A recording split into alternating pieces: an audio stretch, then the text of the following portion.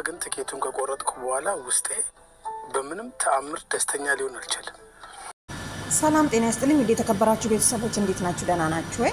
ዛሬ ደግሞ ብላክ ስታርን ይዤላችሁ መጥቻለሁ። ታውቁታላችሁ፣ የጃኒና የአዶናይ አድናቂ ነው።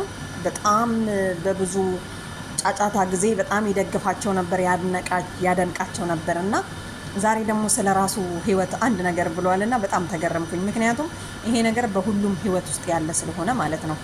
ምን እንዳለ ታውቃላችሁ? መግቢያ ላይ እንዳያችሁት ማለት ነው ኢትዮጵያ ለመሄድ ሜይ 9 ሊሄድ ትኬት ቆርጬ ነበርኩኝና ውስጤ አትሂድ ብሎ በክርክር ላይ ነበረ። ግን አትሂድ የሚለው በለጠና ሄጄ ትኬቱን ሰረስኩት ይላል።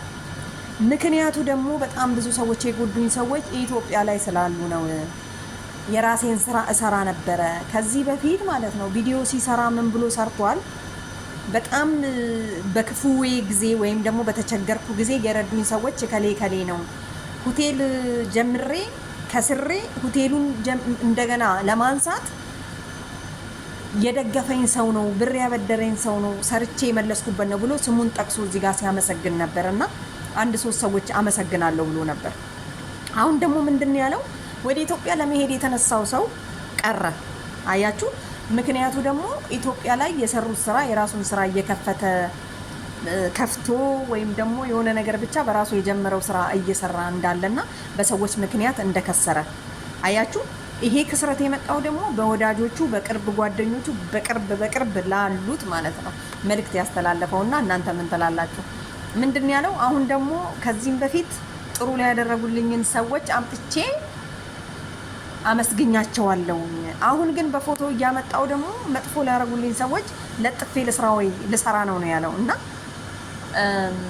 አንዳንድ ጊዜ አያቸው አይደለ ሰዎች ምን ያህል ውስጣቸው እንደሚቆስል ሁላችንም የሚያጋጥመን እንትን ነው።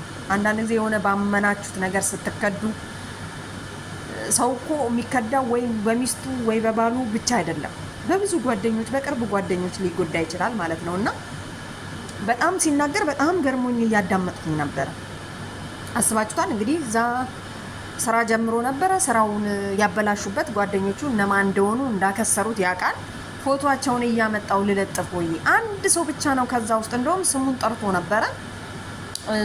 አንድ እሱ ብቻ ነው ከጎኔ የቆመው፣ ሌሎቻችሁ ያደረጋችሁ። ምክንያቱም ያንን ገንዘብ ሰርቼ ለፍቼ ነው ያመጣሁት። ምንም የሰው ገንዘብ አልተቀላቀለበትም፣ የሰው ላብ አልተቀላቀለበትም። አስባችሁታል? ሰዎች ቆመው ሲሄዱ፣ ሰዎች የሆነ ነገር እንትን ሲሉ ያልተጎዱ ይመስለናል ስናየው ማለት ነው። ማንም ሰው በውስጡ ያልተጎዳ ሰው የለም በዚህ ምድር ላይ። ግን ደግሞ ማይናገሩም አሉ ብዙዎች። ችለውት ደግሞ አንዴ ሲናገሩ አስባችሁታል? የኔ ቁስል ለካ ያም ሰው ቀስሏል እንዴ ምናምን ነገር ትላላችሁ ማለት ነው። እና ቤተሰብ ታውቁታላችሁ፣ ብላክ ስታር ኢትዮጵያ ነው። ብዙ ጊዜ ሰዎችን ይረዳል። ዩቲዩብና ፌስቡክ በከፈለው እንትን ቲክቶክ እና የፌስቡክ በከፈለው ገንዘብ የተቸገሩትን ሰዎች የሚከፍለውን ገንዘብ ለራሱ አይጠቀምበትም፣ ለሰው ነው የሚሰጠው ማለት ነው። ገባችሁ አይደለ? እና በጣም ጥሩ ሰው ነው ብዬ ነው የማስበው። ማንም እንዲህ የሚያደርግ የለም። ሲጀምር አይጠቀምበትም። የዚህን ገንዘብ በየወሩ ሲከፍለው ለተቸገሩ ሰዎች ይሰጣል። እና ጃኒና አዶናይ በሆነ ሰዓት ከማነበረ ከድሮ እንትኗ ጋራ እንትን ሲሉ ማለት ነው። እና የቆመ ጀግና ነበረ በጥሩ ነገር ማለት ነው። እና ቤተሰብ ምን ለማለት ፈልጌ ነው፣ ያው እንግዲህ ብላክ ስታር እንግዲህ ፈጣሪ ይርዳክ። በራሱ ጥያቄ በራሱ መልስ ወደ ኢትዮጵያ ከመሄድ ቀርቷል ማለት ነው።